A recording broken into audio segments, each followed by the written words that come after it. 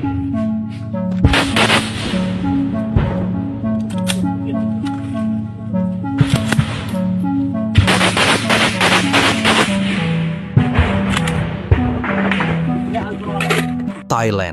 menggebrak dengan operasi bernama Truk Pikat Pire 1, di mana 4 kapal perangnya yang canggih berpatroli garang di perairan Trat. Perang yang awalnya cuma bentrok darat, tiba-tiba melebar ke laut, mengubah Teluk Thailand jadi arena berbahaya. Di sisi lain, gaya bertempur pasukan Kamboja terlihat kontras dan nyaris absurd. Banyak dari mereka berperang dengan gaya santai, seolah sedang di tengah kampung sendiri. Beberapa bahkan tak mengenakan baju, hanya celana lusuh dan kulit mereka menghitam terbakar matahari. Senjata yang mereka gunakan pun bukan keluaran terbaru. Beberapa adalah senapan tua warisan konflik lama yang kadang-kadang macet saat pelatuk ditekan. Ada pelajaran keras di sini. Jangan asal nantang berantem kalau lawanmu jauh lebih besar. Kamboja yang memulai tembakan roket pertama cuma bertahan 2 hari sebelum akhirnya panik minta ampun. Hanya 48 jam setelah bentrokan bersenjata mematikan dimulai, Duta Besar Kamboja untuk PBB, Chakeo, secara resmi menyampaikan permintaan damai itu dalam pertemuan tertutup Dewan Keamanan PBB di New York. Wajar saja, sebab di atas kertas kekuatan mereka bagai David lawan Goliath. Lihatlah angka-angkanya, terang benderang, menunjukkan jurang yang menganga. Thailand menghabiskan 5,73 miliar dolar buat pertahanan. Kamboja cuma seperempatnya, 1,3 miliar dolar. Thailand memiliki 360 ribu personel aktif, sedangkan Kamboja hanya 124 ribu. Di darat, Thailand punya gudang senjata lengkap, yaitu 400 tank ganas semacam T-84, Oplot, dan M60A3, melawan 200 tank jadul T-55 dan T-59 milik Kamboja, yang usianya bisa seumuran kakek kita. Transportasi lapis baja Thailand, 1.200 unit.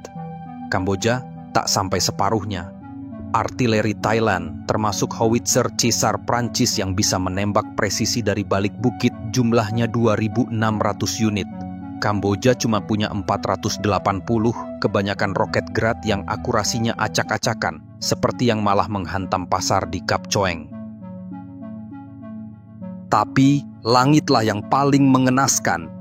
Thailand menguasai udara bak penguasa. Mereka punya lebih dari 100 jet tempur canggih, yaitu 28 unit F-16, termasuk varian Block 70 dan 72 generasi terbaru, serta 11 unit Gripen generasi 4 Plus asal Swedia.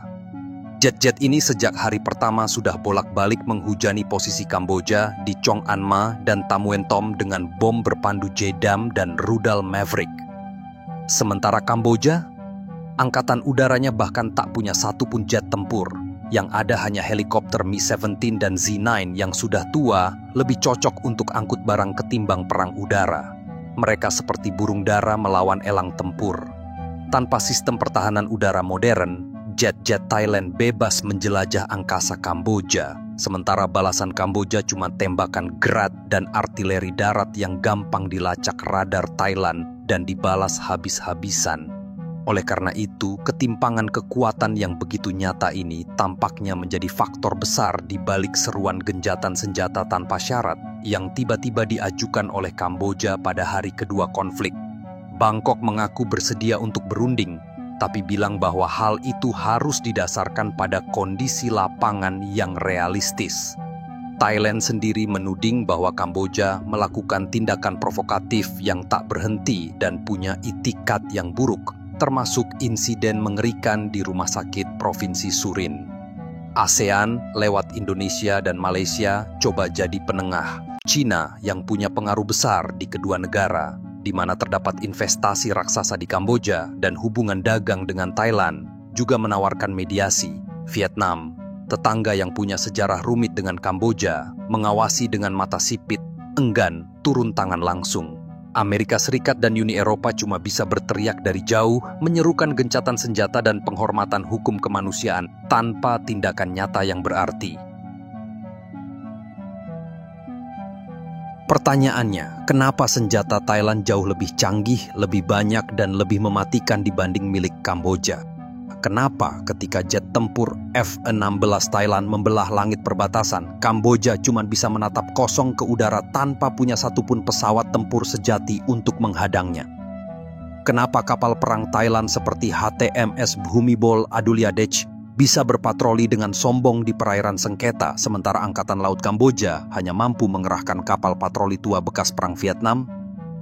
Jawabannya terpendam jauh dalam lorong waktu sejarah, kebijakan geopolitik puluhan tahun, dan nasib ekonomi kedua negara yang berbeda bagai langit dan bumi. Akarnya bisa ditarik mundur ke akhir abad ke-19 saat Thailand, yang waktu itu masih bernama Siam, dipimpin oleh Raja Chulalongkorn atau yang populer dengan nama Rama V, seorang raja visioner yang menyadari ancaman kolonialisme Barat. Dengan cerdik, Chulalongkorn memodernisasi kerajaannya, termasuk militernya. Dia mendatangkan penasihat militer dari Eropa, membeli senjata modern seperti senapan bolt action Mauser model tahun 1871 langsung dari Jerman, dan mendirikan akademi militer pertama, yaitu Sekolah Kadet Kerajaan, pada tahun 1887, yang kelak akan jadi Akademi Militer Chula Chomklao. Kuncinya adalah Thailand tidak pernah dijajah. Kemerdekaannya yang terjaga memungkinkan pembangunan institusi militer yang berkelanjutan dan akumulasi kekuatan secara bertahap. Sementara itu, Kamboja jatuh ke dalam cengkeraman Perancis sebagai bagian dari Indochina Perancis pada tahun 1863. Militer Kamboja dibentuk oleh Perancis semata-mata sebagai pasukan pembantu atau auxiliary force untuk kepentingan kolonial, bukan sebagai kekuatan pertahanan nasional yang mandiri dan kuat. Fokusnya pada penjaga keamanan internal dengan peralatan seadanya. Lompatan besar terjadi pada era Perang Dingin. Thailand di bawah kediktatoran militer Field Marshal Sarit Tanarat menjadi sekutu kunci Amerika Serikat di Asia Tenggara dalam menghadapi ancaman komunisme. Amerika melihat Thailand sebagai benteng terhadap domino efek. Karena itu, Amerika membanjiri Thailand dengan bantuan militer raksasa. Antara tahun 1950 dan 1975 saja, Amerika memberikan bantuan militer senilai lebih dari 2 miliar dolar nilai waktu itu, setara puluhan miliar hari ini. Ini termasuk jet tempur F-5 Freedom Fighter dan F-5E Tiger II yang revolusioner di masanya, tank M48 Patton, howitzer M101, dan kendaraan lapis baja M113. Amerika juga membangun infrastruktur militer besar seperti pangkalan udara Utapao dan Udon Thani, serta melatih ribuan perwira Thailand di Amerika. Thailand menjadi pangkalan induk Amerika untuk perang di Vietnam dan Laos. Ini menciptakan generasi perwira Thailand yang terlatih barat dan terbiasa dengan teknologi canggih. Kamboja, jalan yang ditempuh berliku-liku dan penuh malapetaka. Pangeran Norodom Sihanouk mencoba netral, tapi terperangkap dalam pusaran Perang Dingin. Setelah kudeta Lon Nol tahun 1970 yang didukung Amerika, Kamboja terjun bebas ke dalam perang saudara. Rezim Khmer Rouge pimpinan Pol Pot yang berkuasa dari tahun 75 hingga 79 malah menghancurkan institusi militer yang ada. Mereka membunuh hampir semua perwira terlatih dan intelektual, termasuk staf militer. Angkatan bersenjata revolusioner Kampuchea Khmer Rouge lebih mengandalkan senjata infanteri ringan dan taktik gerilya primitif dengan peralatan yang relatif sederhana seperti senapan AK-47, RPG-2, dan mortir. Invasi Vietnam tahun 1978 hingga 1979 yang menggulingkan Khmer Rouge justru membuat Kamboja diduduki Vietnam selama 1 dekade. Militer Kamboja baru, Tentara Rakyat Revolusioner Kampuchea, sepenuhnya bergantung pada Vietnam dan Uni Soviet untuk senjata dan pelatihan, menerima peralatan Soviet bekas pakai seperti tank T-54 dan 55, APC BTR-60, dan artileri D-30. Kualitas dan kuantitasnya jauh di bawah standar Thailand yang tak henti-hentinya dimodernisasi oleh Amerika. Setelah berakhirnya Perang Dingin, jurang semakin melebar. Thailand dengan ekonomi yang tumbuh pesat menjadi macan Asia sebelum krisis tahun 1997 memiliki uang untuk berbelanja senjata yang amat canggih. Mereka memanfaatkan hubungan baik dengan Amerika dan membuka diri ke pemasok barat lainnya. Tahun 1990-an, Thailand memborong 36 unit F-6 Belas A dan B Fighting Falcon bekas pakai dari Amerika, lompatan teknologi besar dari F-5. Mereka juga membeli tank M60A3 dan M48A5 modernisasi. Pasca krisis, Thailand kembali berbelanja lebih banyak F-16 termasuk varian baru, kapal fregat buatan Cina, dan sistem radar canggih.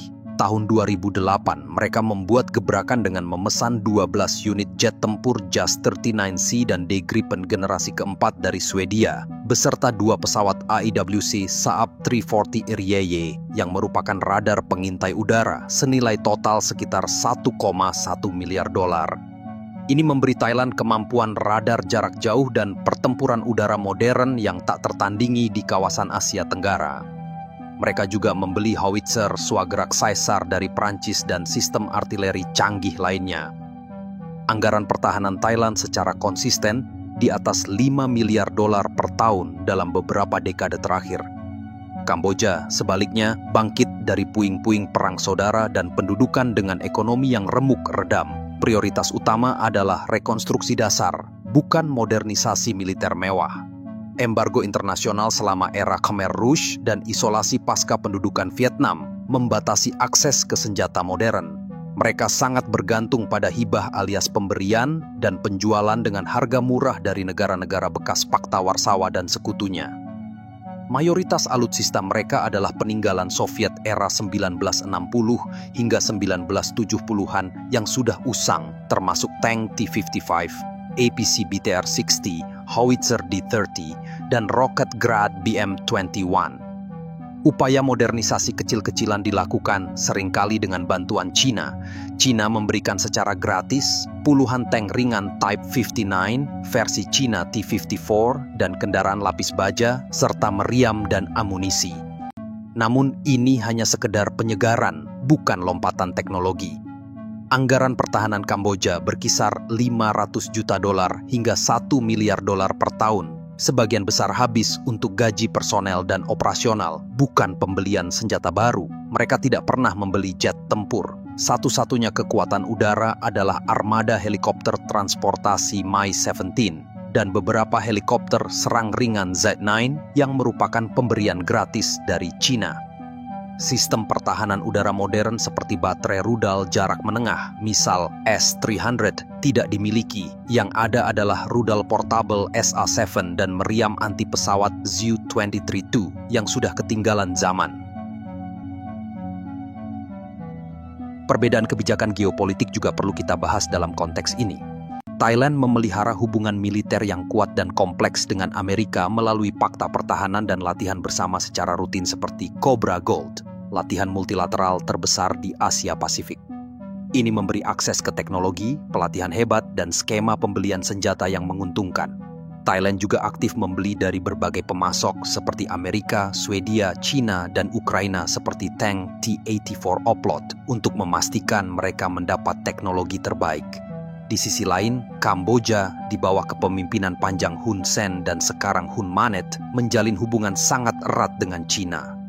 Cina adalah penyokong militer dan ekonomi terbesar Kamboja. Cina memberikan hibah senjata gratis, pinjaman lunak, dan membantu membangun infrastruktur militer seperti modernisasi pangkalan Angkatan Laut Rim di Teluk Thailand.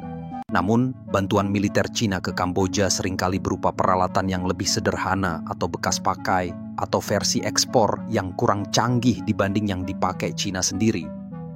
Maklumlah gratis gitu loh. Selain itu, hubungan dekat dengan Cina membuat Kamboja agak terisolasi dari pemasok teknologi barat yang menerapkan kontrol ekspor ketat. Hasilnya terlihat jelas dalam konflik Juli 2025, di mana Thailand dengan mudah memproyeksikan kekuatan melalui udara F-16 Gripen dan laut fregat Bumibol Adulyadej menggunakan persenjataan bom berpandu JDAM, rudal Maverick. Kamboja terpaku pada peran bertahan dengan artileri Grad D-30 yang rentan terhadap serangan balik, tanpa kemampuan menantang dominasi udara Thailand atau membalas serangan laut secara efektif.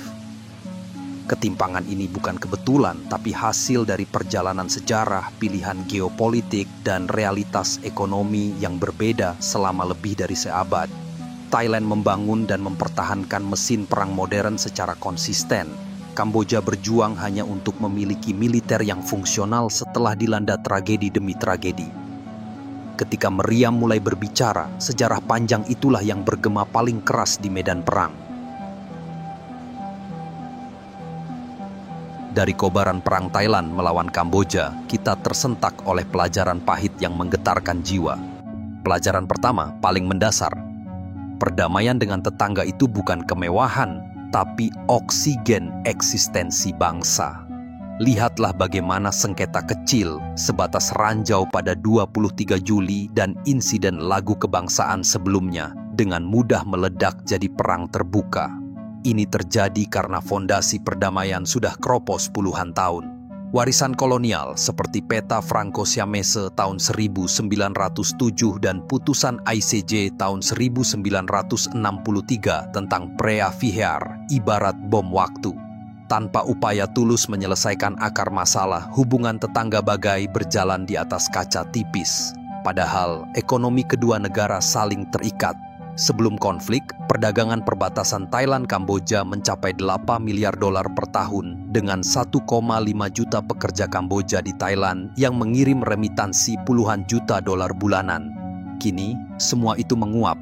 Rakyat kecil di Aranya Pratet Thailand dan Poipet Kamboja yang hidup dari perdagangan lintas batas terpelanting jadi pengungsi. Pelajaran kedua, sejarah tidak pernah benar-benar mati, ia hanya menunggu pemicu untuk bangkit. Bagi Thailand, memori kekalahan dalam Perang Indochina tahun 1940 hingga 1941 melawan Perancis yang memaksanya menyerahkan provinsi Battambang dan Siem Reap ke Kamboja, di mana saat itu bagian Indochina Perancis masih membekas dalam psike nasional. Bagi Kamboja, luka pendudukan Thailand atas Preah Vihear selama Perang Dunia II dari tahun 1941 hingga 1945 dan persepsi bahwa Bangkok selalu ingin merebut kembali wilayah hilang tak pernah sirna. Sentimen ini mudah dipolitisasi. Saat Perdana Menteri Thailand tersandung skandal etika dan Perdana Menteri Hun Manet butuh legitimasi, isu perbatasan jadi senjata ampuh. Nasionalisme yang dipanaskan ibarat bensin di dekat api, sebuah percikan kecil di Ta Mueang Thom cukup untuk membakar segalanya. Kita belajar, rekonsiliasi sejarah bukan sekedar acara seremonial, tapi pekerjaan rumah berkelanjutan yang harus tuntas. Pelajaran ketiga yang telak adalah ketimpangan militer tidak menjamin kemenangan cepat, tapi memperpanjang penderitaan. Thailand punya segalanya, F-16, Gripen, dan kapal perang canggih. Kamboja cuma punya Grad dan tank tua. Tapi lihatlah kenyataannya, setelah 4 hari pertempuran sengit, Thailand gagal mengamankan zona sengketa. Pasukan Kamboja terlatih dalam perang gerilya sejak era Khmer Rouge dan konflik internal, menggunakan medan berhutan. Mereka terapkan taktik hit and run ala pertempuran Kompong Speu tahun 1979. Jet tempur Thailand sulit membedakan militer dan sipil di wilayah berpenduduk. Risiko serangan salah sasaran tinggi, seperti insiden pasar Kap Choeng. Sementara rudal Grad Kamboja yang primitif justru jadi senjata psikologis menakutkan. Thailand menguasai langit tapi tidak bisa menduduki tanah. Perang asimetris ini menguras sumber daya kedua belah pihak. Rakyat kedua negara yang paling menderita, 157.000 lebih pengungsi, ekonomi perbatasan hancur, anak-anak tak bisa sekolah lagi. Pelajaran terakhir, situs budaya bukan sekedar batu, tapi simbol hidup yang mudah disulut. Candi Preah Vihear Kamboja dan Ta Mueang Thom Thailand bukan cuma candi, tapi lambang identitas nasional. Untuk Kamboja, Preah Vihear adalah bukti kejayaan Khmer kuno. Untuk Thailand, Ta Mueang Thom bagian dari warisan Dvaravati. Ketika simbol ini jadi rebutan, rasionalitas memudar. Insiden Mei 2025, ketika aktivis Thailand dilarang menyanyikan lagu kebangsaan dekat Ta Mueang Thom, memicu kemarahan publik di Bangkok.